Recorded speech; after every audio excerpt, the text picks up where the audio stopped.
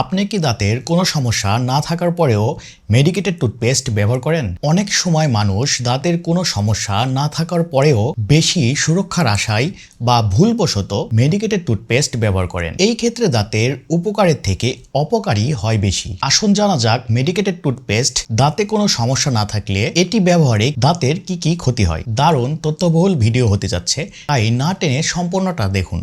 Medicated toothpaste যেগুলা tooth whitening toothpaste, সেগুলাতে দাঁতের কালো দাগ বা পাথর দূর করার ক্ষমতা সাধারণ টুথপেস্টের থেকে বেশি থাকে, যার কারণে সুস্থ দাঁতে এটি দীর্ঘদিন ব্যবহার করলে দাঁতের এনামেল ক্ষয় হয়ে যেতে পারে। সবচেয়ে বেশি মানুষ যে ভুলটি করেন তা হলো কোনো সমস্যা ছাড়াই সেনসিটিভিটি দূর করার মেডিকেটেড টুথপেস্ট ব্যবহার করেন। এই ধরনের সেনসিটিভ রিলিফ টুথপেস্টে পটাশিয়াম নাইট্রেট থাকে, যা দাঁতের ভিতরের নার্ভকে সাময়িকভাবে শান্ত রাখে। সুস্থ দাঁতে বা স্বাভাবিক দাঁতে এটি দীর্ঘদিন ব্যবহার করলে দাঁতের স্বাভাবিক সেনসিটিভিটি নষ্ট হয়ে যেতে পারে এবং পরবর্তীতে এই টুথপেস্টটি ব্যবহার বন্ধ করে দিলে সাধারণ ঠান্ডা বা গরম খাবার খেলেও দাঁত শিরশির করে। কিছু কিছু মেডিকেটেড টুথপেস্টে শক্তিশালী অ্যান্টিব্যাকটেরিয়াল উপাদান থাকে, যা মাড়ির প্রদাহ চিকিৎসায় ব্যবহৃত হয়। সুস্থ মুখে এগুলো দীর্ঘদিন ব্যবহার করলে মুখের ক্ষতিকর ব্যাকটেরিয়ার পাশাপাশি উপকারী ব্যাকটেরিয়াও মারা যায়। এর ফলে মুখে ফাঙ্গাল ইনফেকশন বা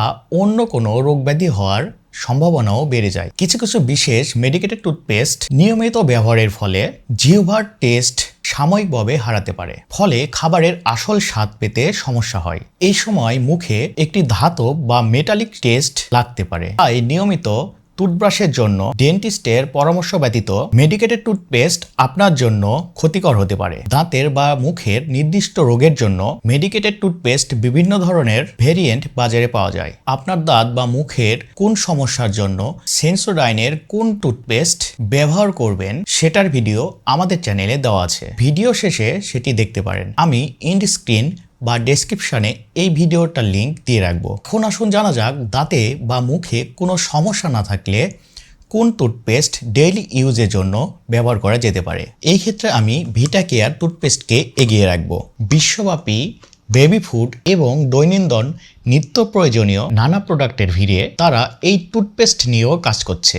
উচ্চ গুণগত মান এবং উপাদানের সঠিক মিশ্রণের কারণে কোয়ালিটি কন্ট্রোল এবং আধুনিক ল্যাবরেটরিতে গবেষণার মাধ্যমে তৈরি হয়। তাই ভিটা কেয়ার টুথপেস্ট আপনাদের সুস্থ দাঁতের জন্য ব্যবহার করতে পারেন। এছাড়াও ডেইলি ইউজের জন্য মেডিপ্লাস ফ্লোরাইড জেল এই টুথপেস্টও ব্যবহার করা যেতে পারে। মেডিপ্লাসের কি ভেরিয়েন্ট বাজারে পাওয়া যায় এবং কোন ভেরিয়েন্টের কি কাজ, এই বিষয়ে ভালোভাবে জানতে আমাদের চ্যানেলে থাকা ভিডিওটা দেখতে পারেন। আমি এন্ড স্ক্রিন বা ভিডিও ডেসক্রিপশনে লিঙ্কটা দিয়ে রাখবো। অনেকে মেডিপ্লাস ডিএস দীর্ঘদিন ধরে ব্যবহার করতে থাকেন। আপনাদের অবগতির জন্য জানানো হচ্ছে যে মেডিপ্লাস ডিএস এটি কিছুটা মেডিকেটেড টুথপেস্ট। আপনাদের যদি মেডিপ্লাস টুথপেস্টটি ব্যবহার করতে হয় তাহলে মেডিপ্লাস ফ্লোরাইড জেল এই টুথপেস্টটি ব্যবহার করুন, কারণ ডেইলি ইউজের জন্য এই টুথপেস্টটি তৈরি করা হয়েছে। তবে টুথপেস্ট যেটি ব্যবহার করুন না কেন, একই ধরনের টুথপেস্ট দীর্ঘদিন ধরে ব্যবহার করা উচিত নয়।